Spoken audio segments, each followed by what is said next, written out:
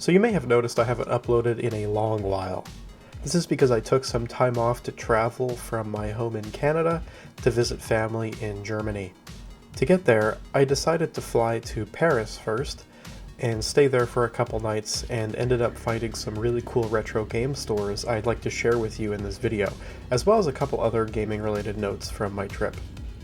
Starting off with my layover in the Toronto airport, there were these vending machines for various electronics you might want to impulse buy for your trip, and each machine I walked by had different Switch games on offer. Unfortunately, they were all titles already in my collection, so I didn't do anything with these. After a rather uncomfortable flight across the ocean, I arrived in Paris, where I was staying in an Airbnb. The owner had a little library room set up for guests to relax in, and lo and behold, there were a couple of game consoles hooked up to a TV. A Wii and an OG Xbox, with a nice little selection of games to choose from.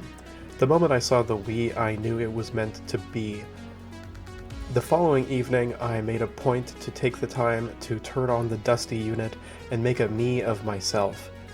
Unfortunately, there were no other Miis on this console. I had kind of hoped that other guests would have done the same, but oh well.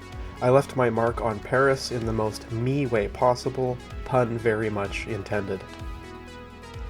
While gaming wasn't the main purpose of my trip, I know, shocking, I wanted to make a point to see what some of the local retro shops are like in Paris.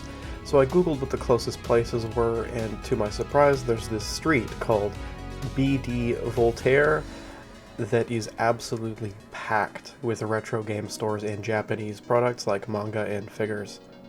And I mean packed. I wasn't expecting to see 8 shops adjacent to each other, and hadn't set aside as much time as I wish I would have in retrospect. My first stop was a shop called Trader Games. Despite being a really tight space, I was really taken aback by how much product they managed to cram into every corner.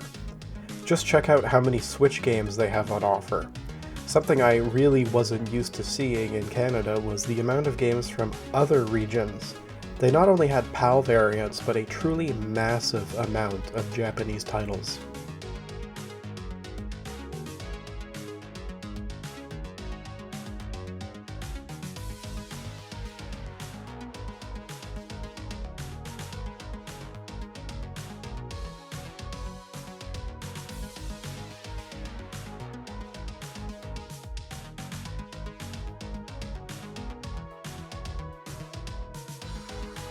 If you walk up the super tiny spiral staircase in the back, you'll find that most of the store is actually located upstairs. There were so many unique titles I had never seen before, it was honestly super overwhelming. One thing I really appreciated was that games that are region locked are clearly labeled as such.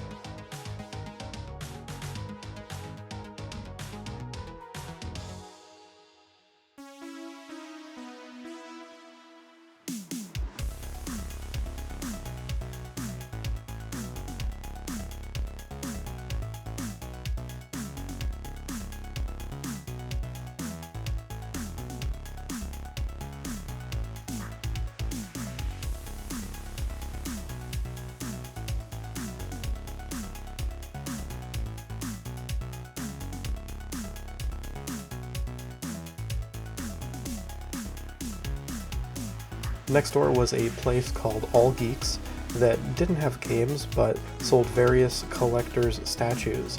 The main floor was all Funko Pops, which I'm not a fan of, so I wasn't really interested at first until I decided to peek upstairs and saw a massive floor filled with anime figures and massive statues. Check it out.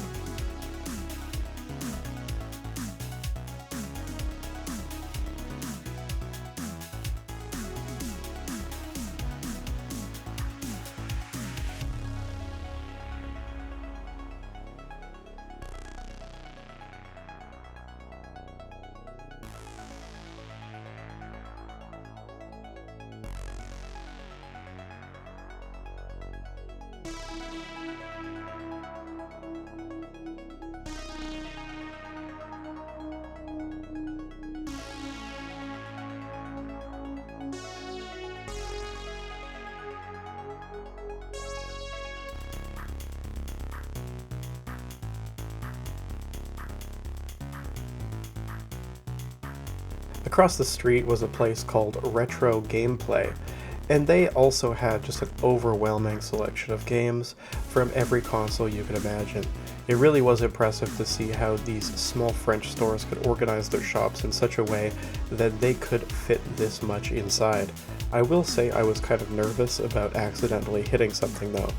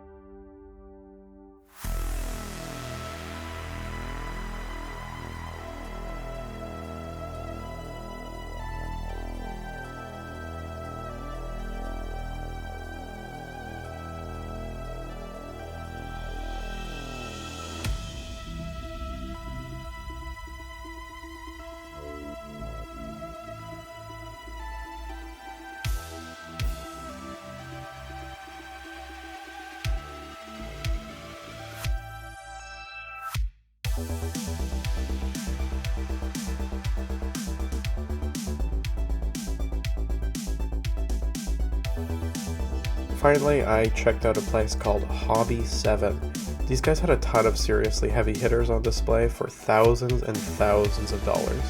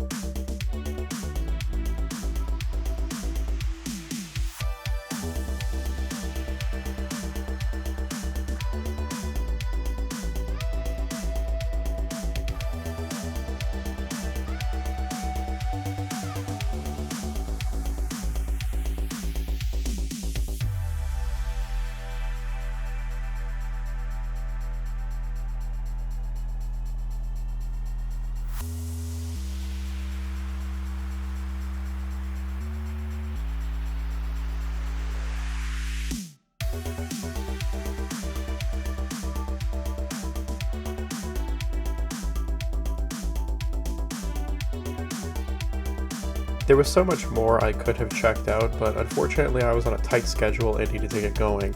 If I lived in Paris, I could spend weeks going through these stores' inventories with a fine-tooth comb. If you ever find yourself nearby, I'd highly recommend you check these places out for yourself.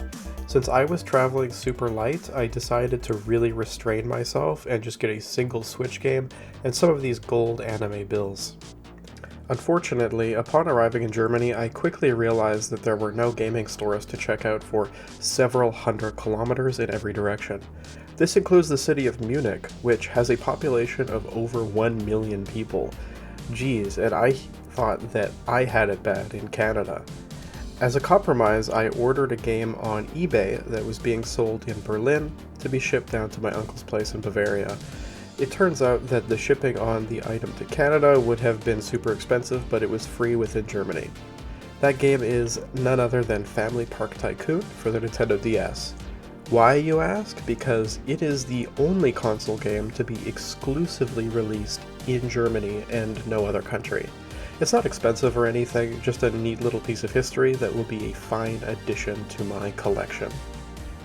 Well, that wraps up this video. I hope that you enjoyed something a little different from the kind of content I usually post.